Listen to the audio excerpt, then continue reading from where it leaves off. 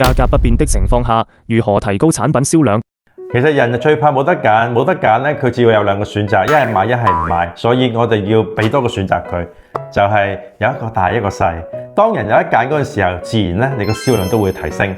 但係好可能銷量咧又唔係滿足到你想買嗰樣嘢喎，咁點算咧？我哋不如又俾多個選擇佢，俾個更加大嘅佢，佢會覺得哇有個大啲，不過貴好多喎。咁人嗰陣時會覺得，咦，不如我唔需要買咁貴啦，我買個平少少嘅。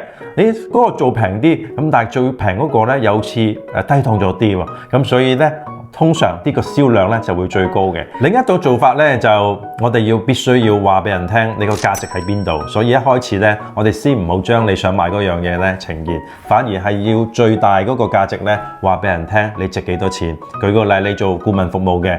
你要話俾人聽，一次顧問費都要收10萬，哇，好貴，冇錯，呢個係你嘅價值。但係目的你唔係想 sell 呢一個，目的你係想話俾人聽，你有一個更加可以幫到你嘅方案。假設呢個係3萬蚊，有一個距離之下，佢會覺得呢樣嘢佢會問多啲。但係你點樣促成人哋會快脆啲同你簽好呢個交易呢？你必須要俾多個方案佢，就係更加細嘅 plan，可能係5000蚊。5000蚊包啲咩？咁當然梗係包得少啦。當人有選擇當下呢，有一個咁貴嘅同一個咁平嘅人嘅消費心態，永遠覺得中間嗰個呢係最合理嘅。